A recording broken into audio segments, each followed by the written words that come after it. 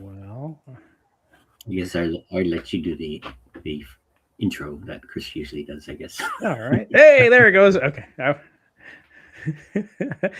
I was waiting for the stream to happen. Hey, everybody, it's Boss Rush.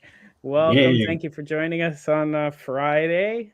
Hmm. To talk about this week's game industry news. And joining us today, we've got, Dean Takahashi, editorial director at GamesBeat. hey, And yeah, sadly, no Susan Cummings today, and Chris Melisinos is traveling. So. I know what slackers. That's Hmm. okay. We can go through the news. Hey, I'm Mark Delora. I am a longtime game developer, and I don't think I told you, Dean. I decided to take the full-time role with GDC folks, so now I am the head of strategy over GDC and GameDeveloper.com and whatever Wow. else we might dream up. Ah, So I'm excited about that.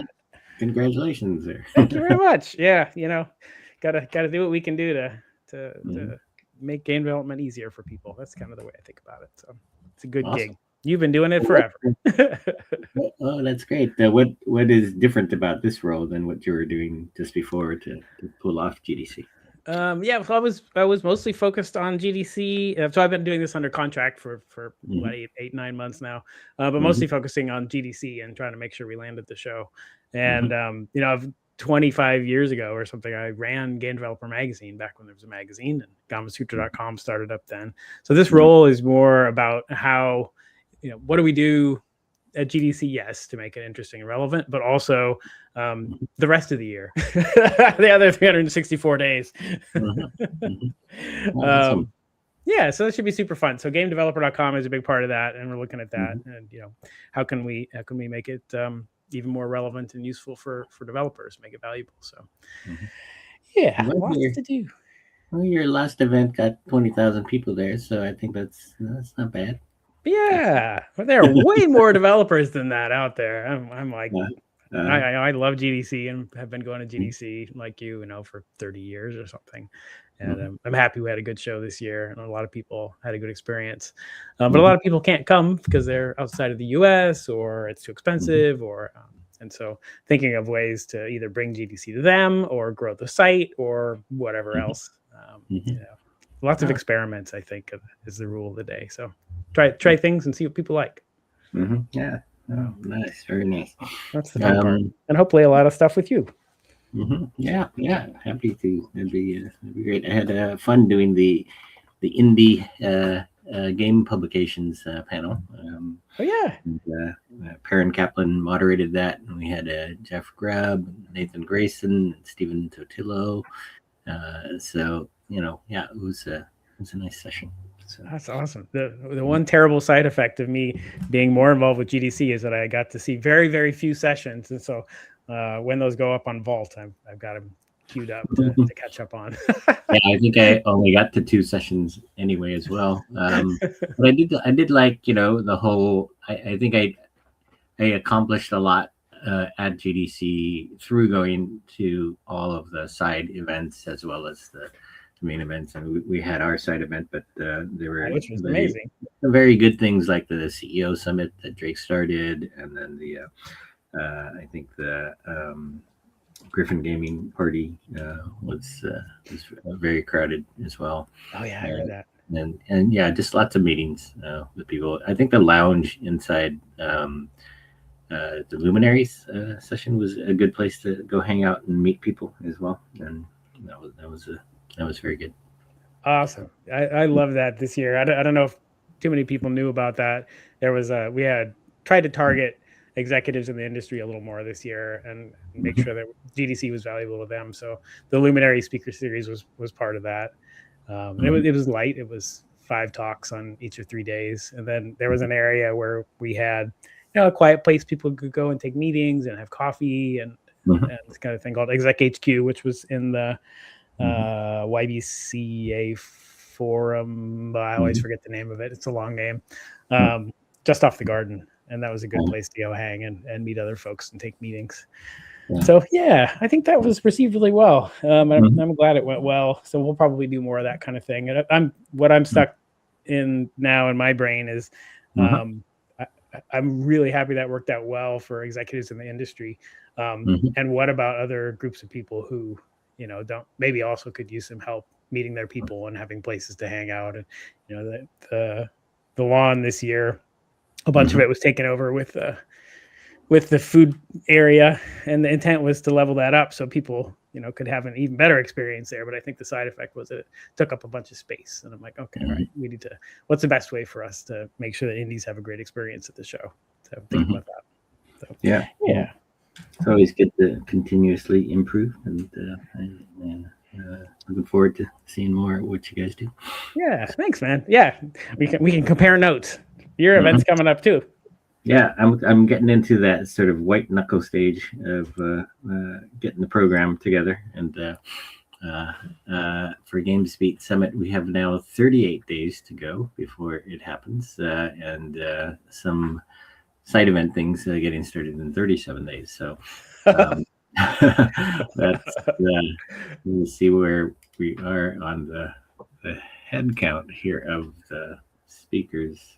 I think we're about going to be pretty close to 82 speakers shortly, and then I don't know, still got a lot of different small sessions to fill, so we may wind up with well over 100 speakers. Nice. Yeah.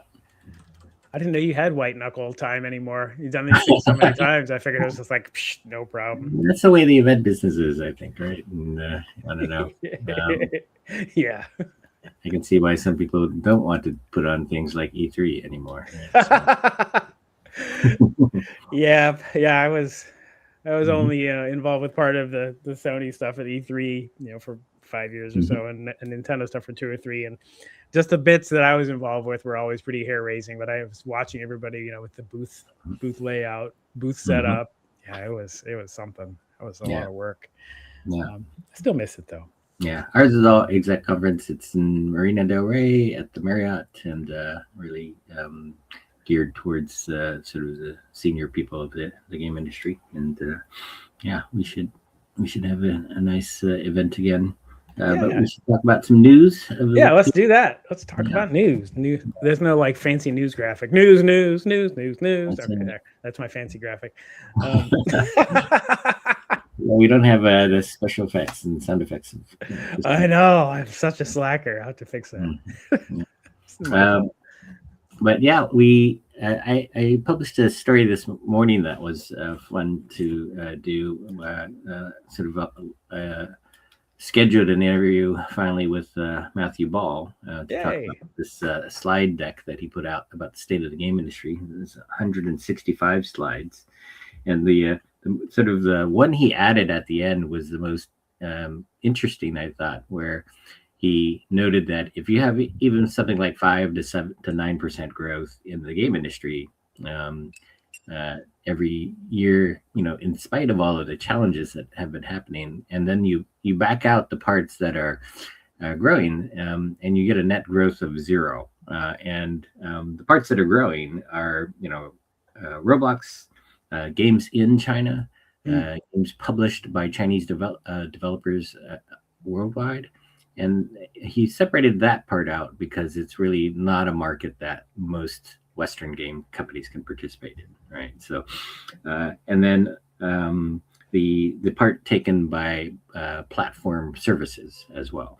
And if you back out all the growth that has happened there in those spaces, then Western game publishers and developers have 0 growth in 2025. so that 5 to 9% growth that everybody gets so happy about, I think, is underneath the covers there.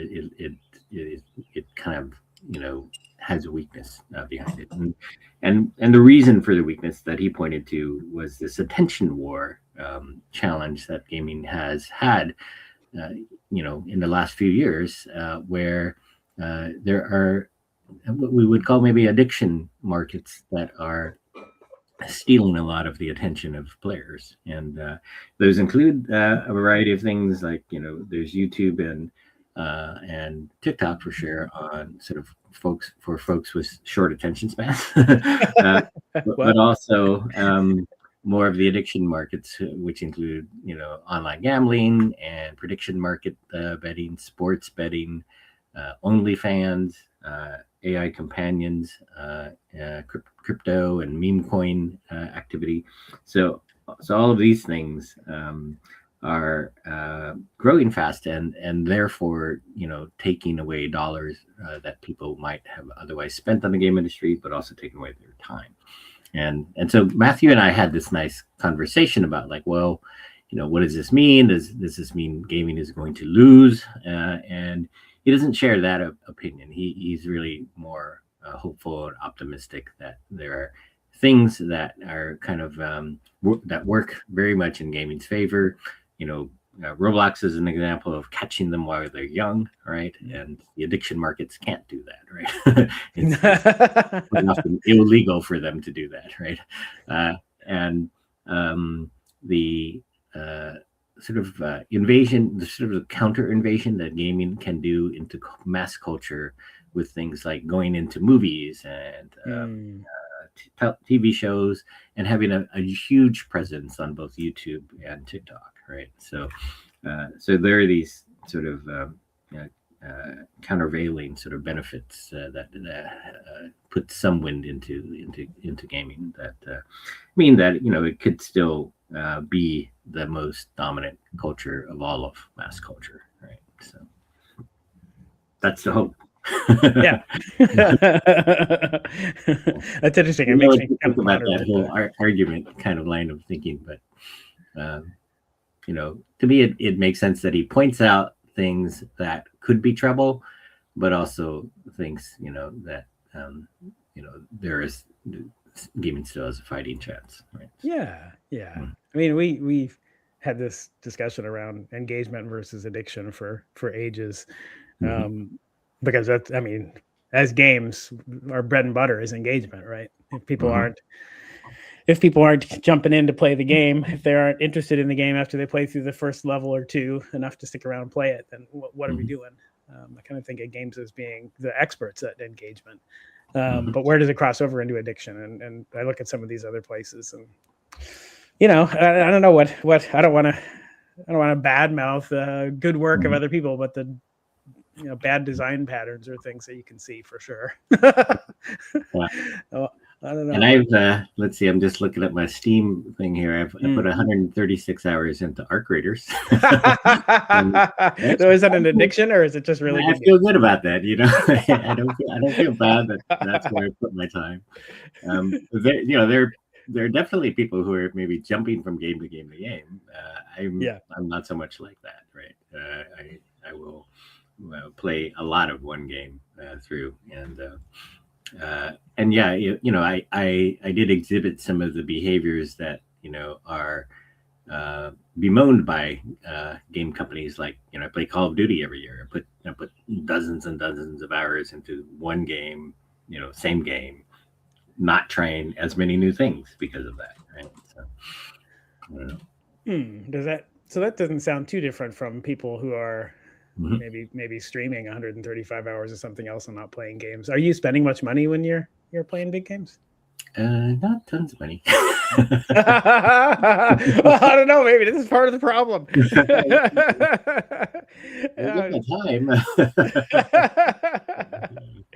Yeah, I guess what I wonder is, it doesn't seem like it's that different. Maybe also what's happening is that we've gotten so good at engagement that people are just sticking with particular games for long periods of time. I mean, you look at the top 10 mobile games right now, and they're the same top 10 mobile games from last year and the year before and the year before, outside of 1 and 2. Yeah. I think in his actual deck, Matthew pointed out that it's a few percent of your time is actually going to trying new games. And that's a tough statistic for all the 20,000 games a year launching on Steam, right? Yeah, I'm not even sure where to go these days. Like, to find new games, there was a period of time where I really loved the App Store before Apple App Store before they changed the format of it.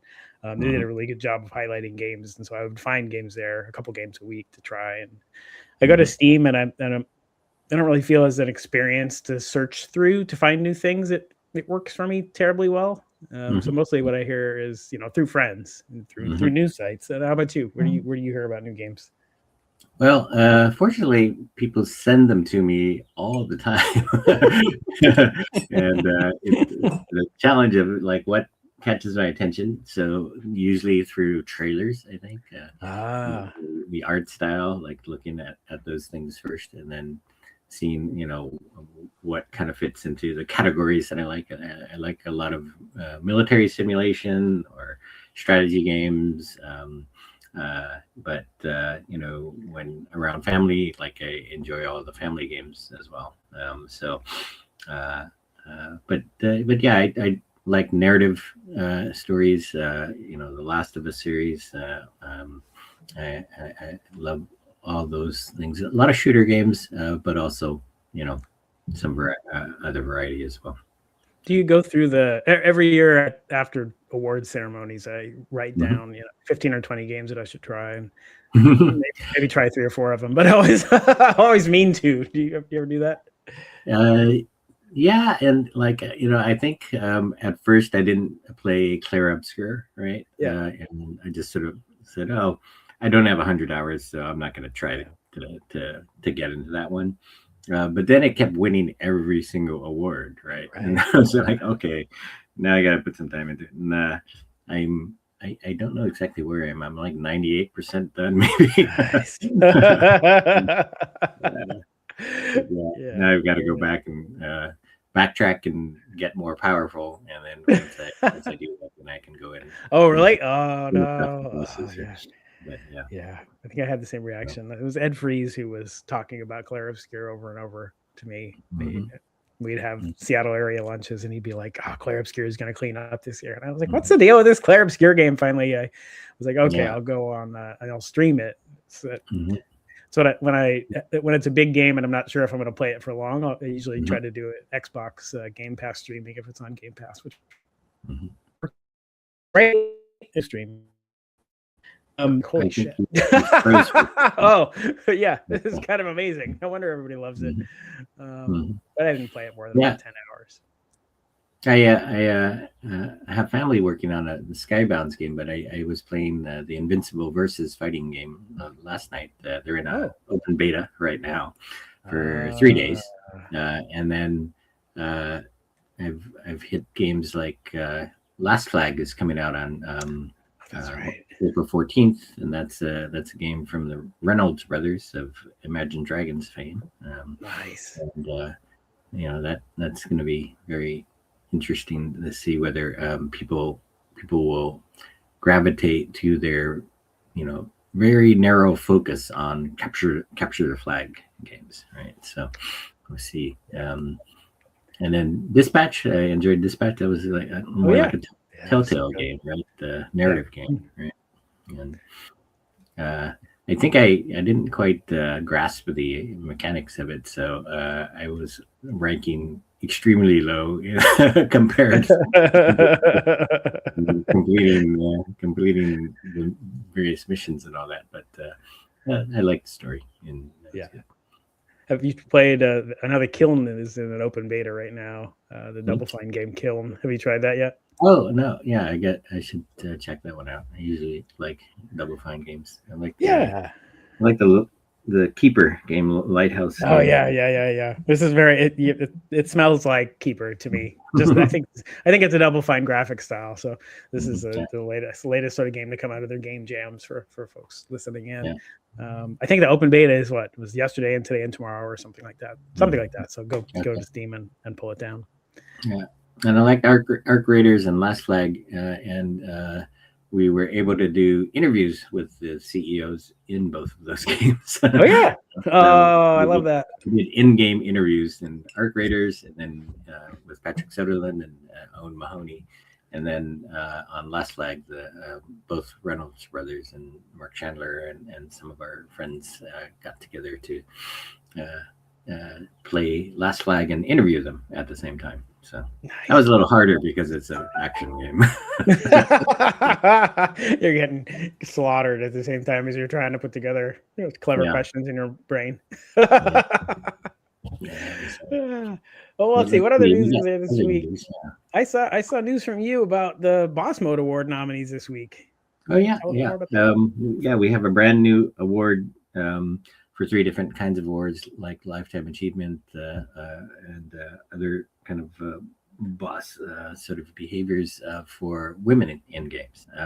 And so we've had like a women in games breakfast for many years. I don't know, probably a decade now, or at least 10 of those.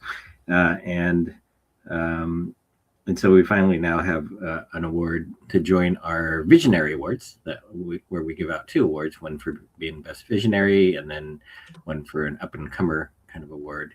And now there's 3 more awards we're adding in a separate session and ceremony at GameSpeed Summit for women. And in this case, we publicized the nominees for it as well. So we've got a bunch of nominees out in the wild now. And judge voting is going to sort of finish very soon, and then we're going to reveal those winners at GameSpeed Summit. So that's fun. Yeah. Mm-hmm. And yeah, all very sort of senior manager or exec oriented kinds of focus for these awards. Yeah, I'm reading through Woman of the Year list here. I'm like, any of those people could win that. I don't know if I know any of the rising stars, which is great. Oh no, I know a couple, which is great. That means I can go find out who these folks are and understand their work more. And then the lifetime achievement list here is the same for me. I'm like, oh yeah, any of these people. You should give out 10 awards. Do them all at once, and we don't have to do it anymore. Yeah, that's it. No, I think this is probably going to be a regular thing for us. That's great. I love it. What a great idea. Yeah, it's great to see that. Awesome. There was an interesting Triple I initiative showcase this week as well for the debut of 40 new indie games. And then one of those that stood out for me was this Valor Mortis game, which is like a Souls-like combat game set in the age of Napoleon. and like Napoleon is like the narrator in the game. Yeah. So it's a very, very creative approach to the Souls, like very difficult. Which I appreciate, but probably won't play. Yeah.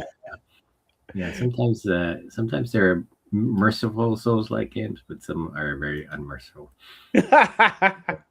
Nice. Yeah. Let's see other news. Did you see the news about the Netflix Playground app coming out? I think I'm not sure if that was last week or this week, but I'm looking at a couple. They have a lot of focus on kids with this sort of new round of games that they're announcing. So very interesting kind of approach. And, reminds me of what their aim always is, which is to keep subscribers, right? Not necessarily to sell games or make money from those games, but if they keep those subscribers, they make money, right? And I remember like we would never get rid of either ESPN or Disney in our cable subscription, and we keep the whole cable subscription because the kids wanted to watch the Disney shows. That's how they get you. They snagged us that way, and so I think this going after kids, games strategy may reflect that some kind of that thinking. So yeah, it's clever. It was interesting to me to see that this has got Sesame Street franchise and Peppa Pig franchise characters in it, which working with big complex IPs is tough. There's a couple of giant IPs coming together, so obviously they're very invested in doing this and very interested in doing it well. I've talked to the Peppa Pig focused people at Netflix before, and it was interesting to hear how they distinguished what it was they were doing and trying to do versus something like PBS Kids, because I felt like you guys should meet and like work together. But because PBS Kids is free to play already, it doesn't really make sense to have on the Netflix service, right? Because it's not going to keep people on the Netflix service if it's somewhere else already. So they're like, what can we do, that's similar and interesting and different franchises and keeps kids here. Yeah, and I hope they've got some good child development folks on board to make these experiences, lightly educational as well as just fun and engaging experiences. I suspect that they do with these brands. But and I think they're watching Roblox and their growth and going, right, as should we all. Yep, Yeah. we're all learning from each other. But I love seeing more good stuff out there for kids. So this was great news for me. Yeah. And there was an interesting strategy, I thought, in this announcement of Nova Assembly this week. I didn't think I saw that. These were 5 indie game studios forming together to create a stronger alliance of companies, really, so that they could help publish their own games and promote them. And across them, they have like 10 games in development, and they're pretty good indies here. Like Sad Cat Studios is about to launch Replaced on April 14th, and that's great. It's a great side-scrolling game experience. I've played it a few times at previews, like at the Xbox event at GDC. This is a very fun game. So yeah, it's I think banding together, they're stronger. They can than standing alone for sure. So. Yeah, it's like a light publisher for indies. Yeah, it seems like a really clever move. They can learn from each other and leverage each other's work. Yep. Yeah, that's exciting. And then let's see what else went on this week. We have a preview came out for Forza Horizon 6. I played that a bit. That was it's set in Japan, and so you can drive around Japan, drive through Tokyo, drive through the countryside and all that, and it's all very beautiful. So I think that the star of the show there is really Japan, I think. Oh no, I'm definitely gonna play it. Reading it, right? Yeah. So the cars are a plus, I guess. You can see more of the landscape at the same time. You can see driving fast. The last seconds, maybe. Yeah. I was curious about the Sony acquisition of Cinemmersive Labs. I don't know much about, but it's interesting to see it sort of labeled as a machine learning company. I'm like, is it a machine learning company? Do you know much about this? No, I don't know that much about that deal in particular. I mean, I did cover another AI films company that came out. Let me look at Higgsfield. Yeah. And they have AI created, like, so they get like a very small group of filmmakers together, like 4 of them maybe, right? And then they make an entire concept game, or not concept film, and then they put it out there. And if the folks vote for it through crowdsourcing, then they will follow through and make a whole like episodic series of films set in that universe. That seems clever. Yeah, and so they now have one that has gone all the way like that, called Arena Zero, and it looks like like a big fighting movie, and yeah, it's all AI generated, right? Like, wow, yeah. The voices are AI generated, the visuals are AI generated, and yeah, it's like people diving headfirst into this sort of new age of filmmaking. So, okay, what's it called again? I'm just pulling up these news. Higgsfield. Oh, Higgsfield. Okay. Yeah, and they have this Soul Cinema sort of AI tool for making the movies, and enabling anybody really to both greenlight movies, but also to make movies as well. So. I think they say they got like 8,700 submissions, and then they've gotten to one show that's debuted here, and a bunch of others that have sort of been greenlit as well. It's interesting. I'm super interested in when when and where it makes sense to heavily leverage AI, Mhm. because of course I am. Yeah. I've been thinking a lot about the same kind of things with small Mhm. games or fast games or people who don't have the ability to build games because they don't have Mhm. the funding or don't have the time, just need Mhm. something knocked up fast, like all those sort of edge cases where you're like, okay, where does this Yeah. come in handy? I think the same is true here for video. Like, And there's such a split in opinion too about like whether this is the right thing to do, right? yeah, Because I think I noticed that 82% of game developers now in the U.S. are in favor of unions, partly because they are so concerned about AI eliminating their jobs, right? And on the other hand, you have these entrepreneurs who want to be able to make, you know, uh, a game or a movie, a game that looks like a high budget thing with the help of AI using a small team, right? And yeah, so they are creating jobs for that very small team. Uh, but yeah, you're starting to see like on YouTube, for example, I think a large percentage of the content is now AI generated content, right? mm, And so then how far behind are actual films, right? Um, so interesting dilemma for sure. And then um, sometimes the tech is overhyped for sure. I think yeah, especially on the game creation side right now, right?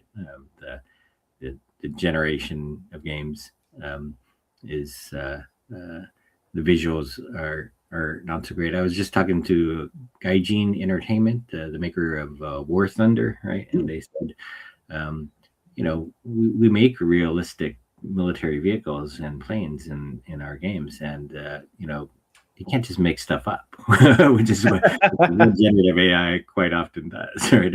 Or almost always does. And so, it's not useful for them in that side.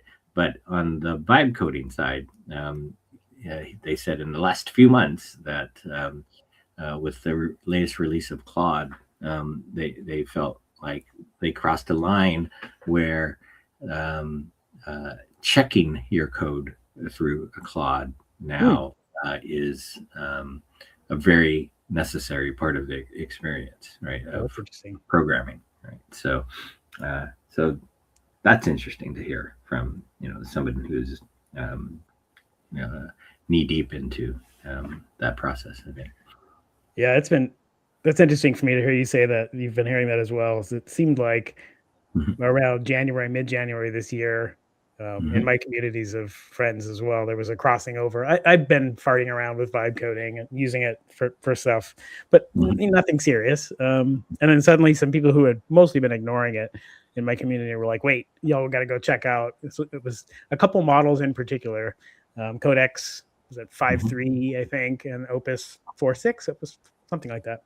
Mhm. Um, Suddenly it seemed like had a large enough context window and ability to reason, Mhm. um, that everybody was like, okay, now it's useful for coding and for building out prototypes.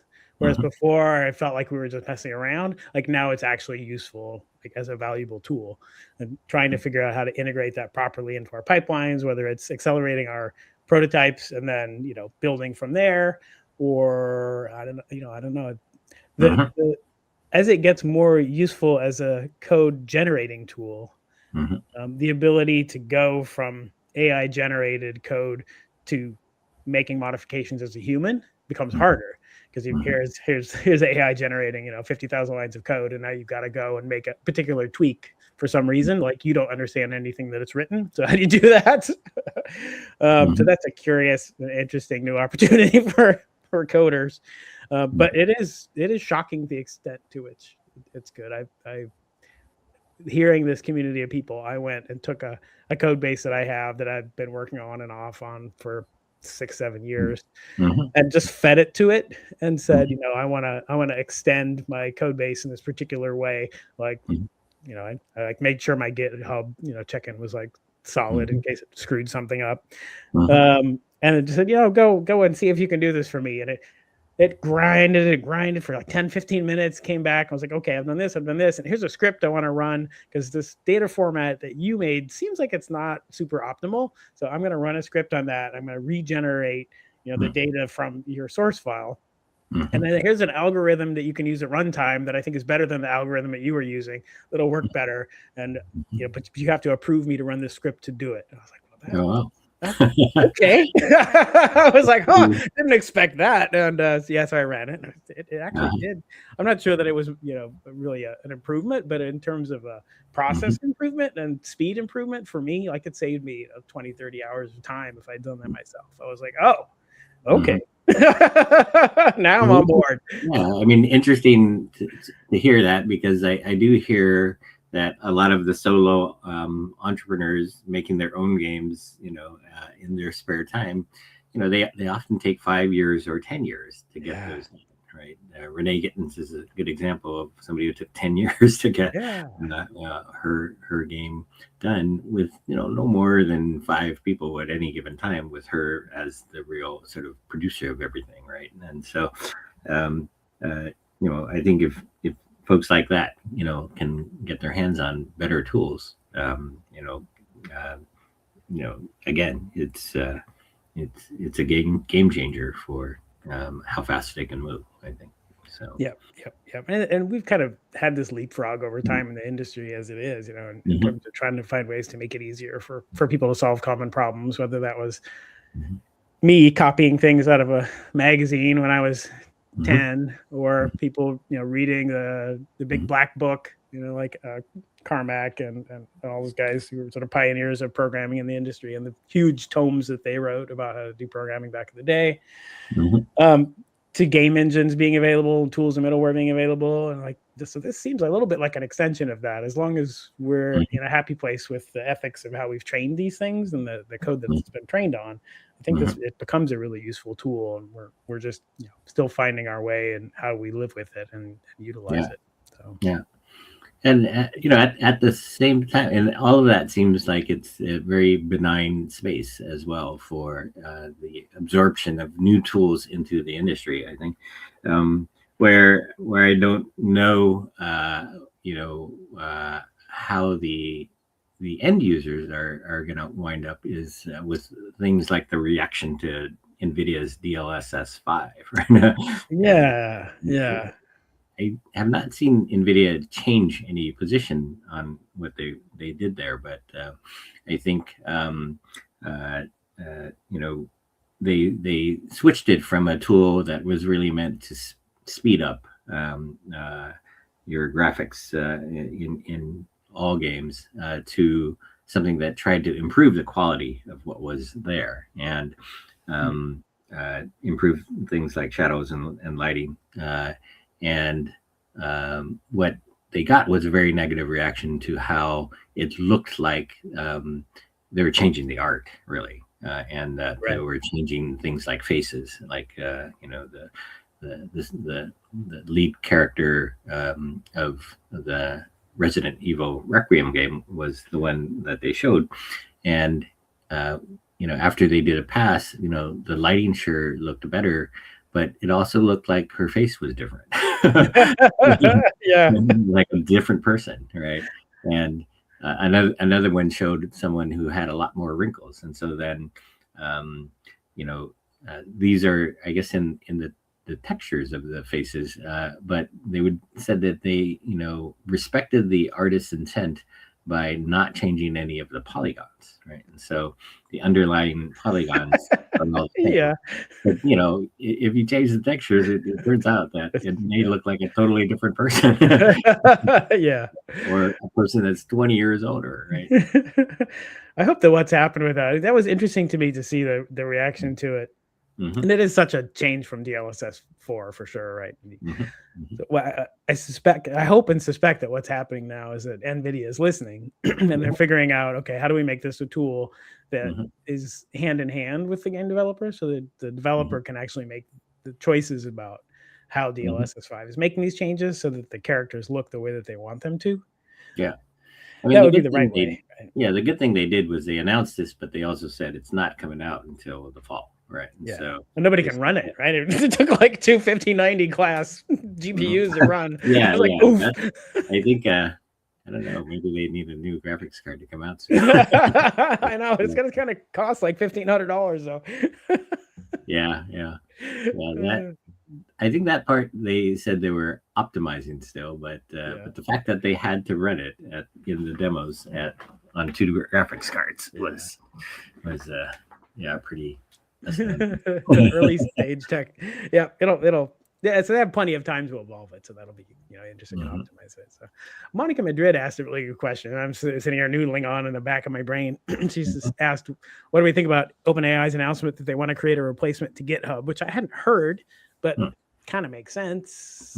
It reminds me of what's happened to Stack Overflow. Like, I used to go to Stack Overflow all the time to look for snippets of code or for tips for how to do this and that. And now mostly I go to an LLM, and the LLM can give me those kind of suggestions. So I don't go to Stack Overflow as much. Probably the same could be true of GitHub. I don't know. What do you think? That's something I'm not technical enough to really weigh in on, I think. But I would also note that the New Yorker and Ronan Farrow did a very interesting story on Sam Altman and his tendency to make things up.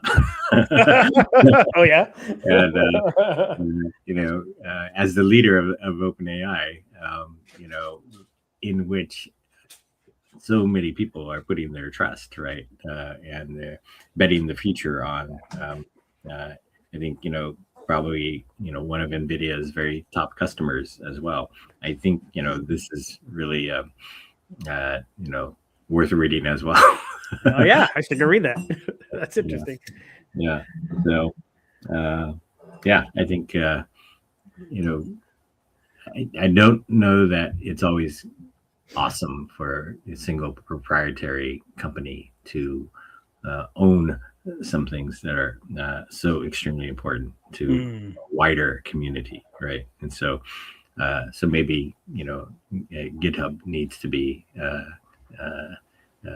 around still to have that kind of independence, I guess, for whatever reason, But yeah, it's if there's a proprietary platform, then there ought to be something that's more open as well, right? So it's the Google Android versus iOS kind of thing, right? So. Yeah. You want competition in this space. There's also, I haven't come up with a good term for this yet, but I've heard some people talk about things being organic versus non-organic in terms of AI generated or not AI generated. And it seems really valuable to have resources that are not AI generated, but being able to separate those, when somebody's posting something, if it's AI or not, is tricky. I'm kind of thinking about printables.com maybe is an interesting example of something which hasn't really been hit by AI yet. And that's the Prusa 3D printer company's site for 3D models that you can print on your printer. Prusa right there.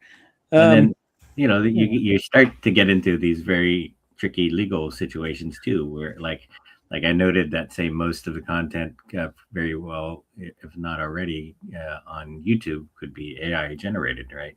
And then, there's a lot of money associated with whoever gets the most views there. But, which entity deserves those views and that revenue? And I think we've already sort of got some courts saying that AI created entities, cannot get copyrights, right? Right. And so, but if somebody's creating something with AI and somebody goes and rips that off, like, who gets the money? Can the original AI entity sue the one that ripped them off, right? It's complicated. Yeah. You're reminding me of, like, I was thinking this the other day because I've been watching consolidations of like top 100 K-pop videos, just like something I put on and play in the background as I do. And it occurred to me the other day, like, they pretty much ripped the videos in their entirety and just put them together in one long video, on YouTube. And I'm like, are they generating money off of this? And should they be generating money off of this? Like that, I suppose that they've done a service for me. So maybe they should get a little money, but I feel bad that probably none of the people who actually made the videos are going to get anything out of my watching it, So that seems wrong. I know. There's let's see, this Super Mario Galaxy movie. Yeah.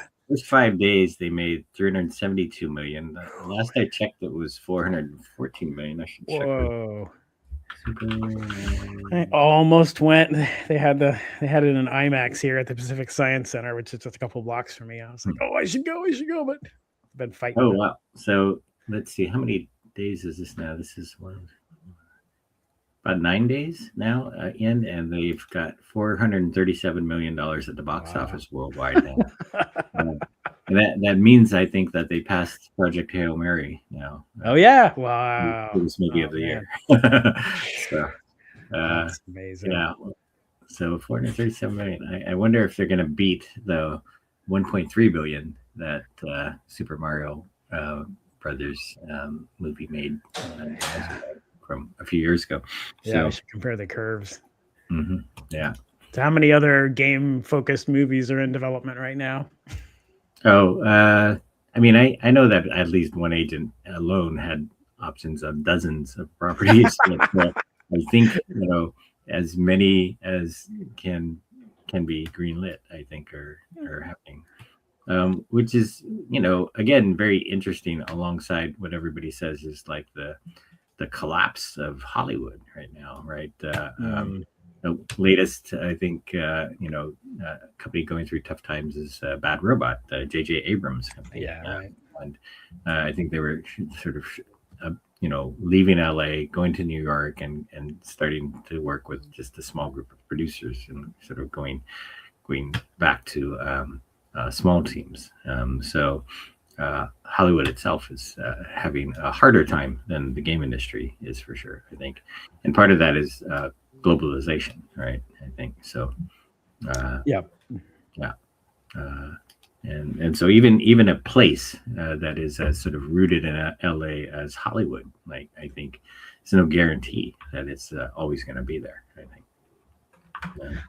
Same for Silicon Valley, although I think Silicon Valley is actually doing great now because of AI. Right? That's what I've heard too. I heard San Francisco's picking back up again.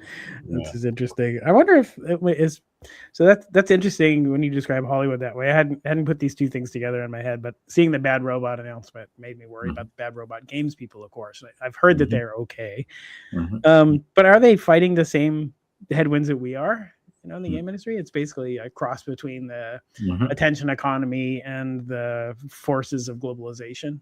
Yeah, and I don't know exactly how you would sort of figure out those differences. We have an event coming on June 4th where I'm trying to put together a panel that either maybe a debate that talks about who's having a tougher time. Here's the games, right? And who's going to pull out of it? Who has better advantages? I guess, right? And that's harder to figure out. I mean, the hard times of the game industry might just end on November 19th when Grand Theft Auto 6 launches, right?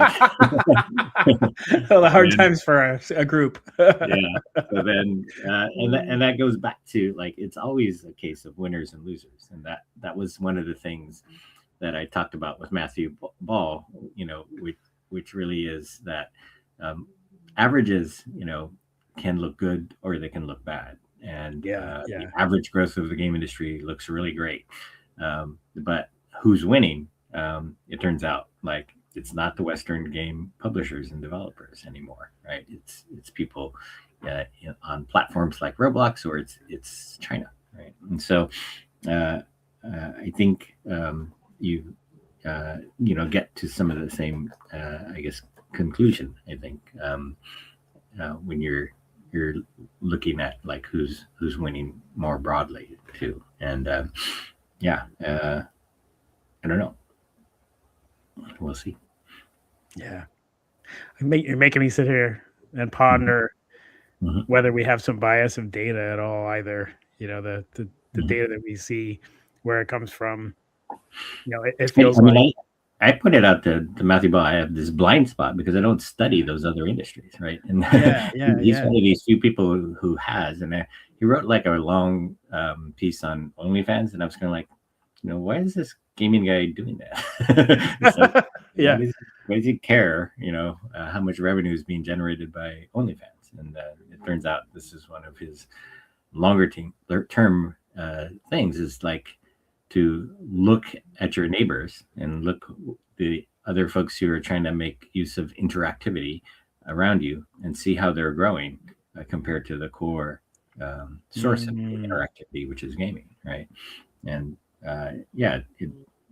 so the blind spot for me was deciding not to cover gambling, the addiction industries, all that other stuff, right?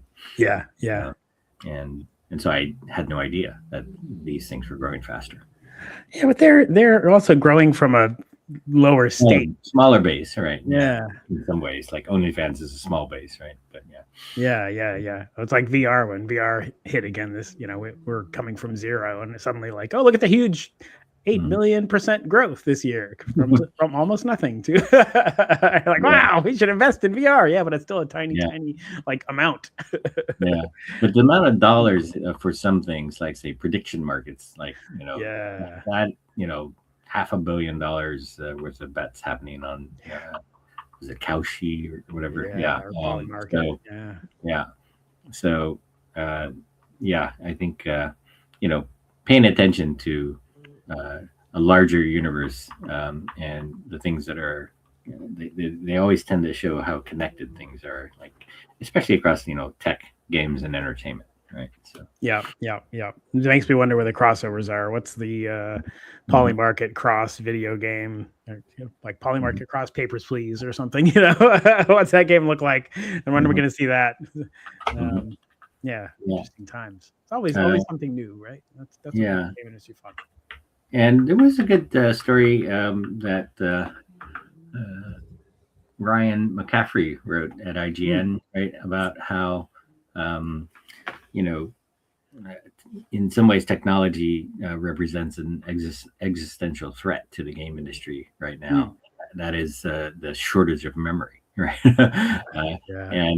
And so he wrote about that and got a lot of attention for that story, I think, where he rightly concluded that if memory chip prices stay where they are, they keep increasing. They were up 90% in Q1 and 50% up in Q4, and that shortage of memory continues because of AI demand.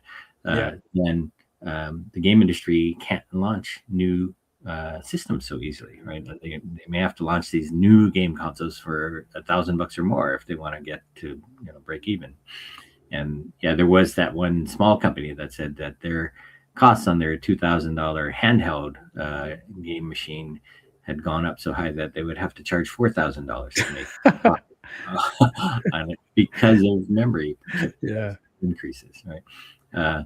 And so $1,000 device that comes out at that price, compares to $250 being the optimal price really for consumers to buy anything, right? All that is true, but innovation in the game industry has never been predicated on technology. Sometimes technology brings more innovations, but you just look at the Wii as the benchmark for that. So like that technology was not cutting edge at the time, but was packaged up in a way that was so compelling. Yeah, and there's a lot less technology for sure in the Switch 2 than in what you would expect to be in something like a PC gaming rig or these very high-end machines that are supposed to come soon from Microsoft and Sony. Yeah, and I'm excited about those and the innovations that those will bring. But maybe this is a period for us all to navel gaze a little bit and look more into innovation. Yeah. Well, looks like we're kind of and I think the market kind of also responds at some point, right? And so there is, I don't think we're in a situation of never-ending memory chip price increases. I think we're in a cycle where there's a big hype boom for AI, and at some point it subsides, and at that point more supply comes online, and then you have a better balance, right? And the prices come back to more normal levels. Maybe at that point we can all start running AI models locally. Because man, it's expensive to get the memory to do that now. Yeah. And that was the whole theory too, of like how a lot of the AI companies could also reduce their costs. It's like, push it down to get AI on everybody's machine so that you can do all the processing in that machine and not have to go tap somebody else's very expensive data centers, right? Yeah, and we're getting there. It is interesting. I mean, Gemma 4 was released this past week or the week before, I forget. And it's totally possible to run that as a local model if you have, especially if you have 16 gigs of memory. You can do that. The token rate is going to be pretty slow, but there are great YouTube videos of people running it on a Pi with an AI hat, running it on a Jetson Nano, and then running it on commodity hardware and comparing the speed. So the good news is like it can't run on all of those things. The bad news is it runs pretty slow on the little ones. Of course, it makes sense. But so that was like the interesting step change to me this past week with seeing Gemma 4 get that kind of coverage of people like saying, okay, we're not quite there unless you have beefy hardware, but you can do it. I was like, yeah, maybe ponder. What can I do with that? I'm very impressed with your unrestrained technical nerdiness here in the absence of Chris Millicino's.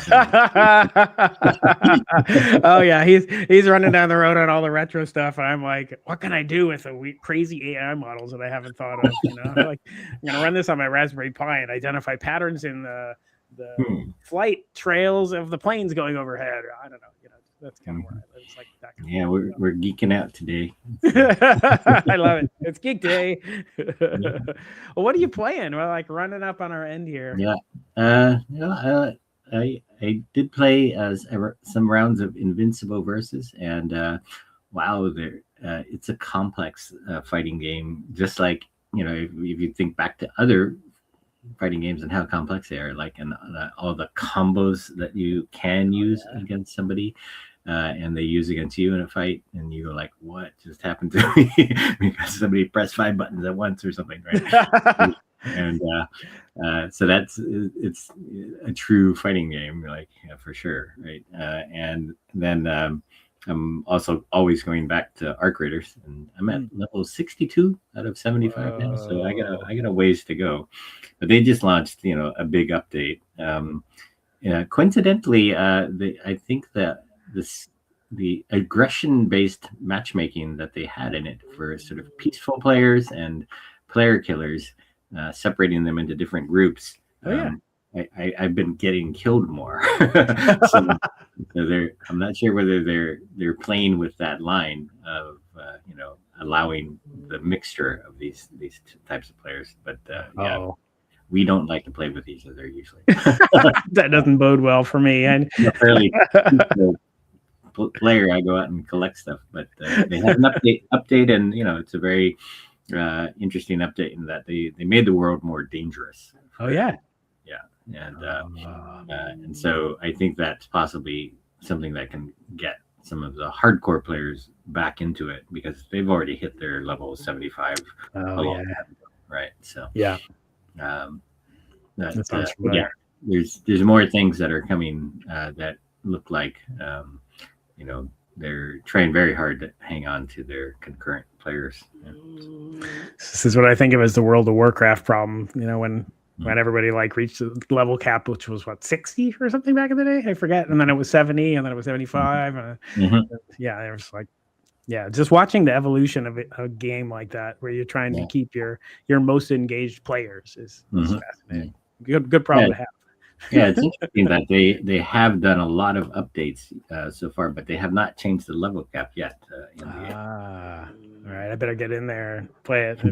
Somebody hit me up yesterday and was like, "Hey, I see that you downloaded Arc Raiders. We should play." And I was like, "I think I played it for 30 minutes. I barely even got through the intro." But I've been playing Rat Coin a little bit again, and The Kiln beta I played it with a little bit, but mostly I've been going back to Ratcoin because I can play it for 10 or 15 minutes and then get on with my day. Yeah, that's what I do with Arc Raiders too a lot, but then I wind up getting sucked into playing multiple rounds. But yeah, you can finish a game or around in 15 or 30 minutes, right? So, oh yeah? Oh no, you shouldn't tell me that. Okay. There's that engagement economy thing again. Oh, okay. I'll play it. Wow. Well, awesome. Well, thanks everybody for nerding out with us this week. I think Chris is off next week too. I don't know if I'm going to stick to this. I'm running this on StreamYard this week. Okay. I don't know if we'll do it again next week or not. Yeah, you're going to be here? I might have trouble doing it because I might have a meeting booked on. Okay. So, all right. We'll work it out, and there's a bunch of conferences coming up too, and Icon is coming up in a couple of weeks. And are you gonna go to that? I'm pondering going. No, I'm not gonna make it. I don't think we're gonna have anyone there because we have these overlaps of. I'm going to Brazil and LATAM, Gamescom. Gamescom LATAM, and Alex Lee is going to Austin for a live services. Okay, all right. Well, if I end up going, which I'm planning to, but I haven't gotten a ticket yet, I'll report back. That's in 3 weeks, something like that.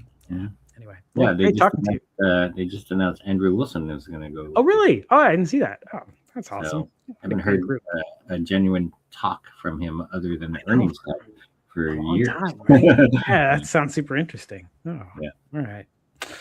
We'll see how that goes. Well, nice talking to you. Always great spending time with you, Dean. Hope you have a good Friday, and everybody, thanks for joining us. And if you have any great nerd links, feel free to send them along to us, and we'll talk about it next week. Awesome. All right. Well, thanks. Have a great weekend, and play some good games. Yeah. We'll see you next week. Good job getting this together. So thank you. Thanks, Dean. Bye. Bye-bye.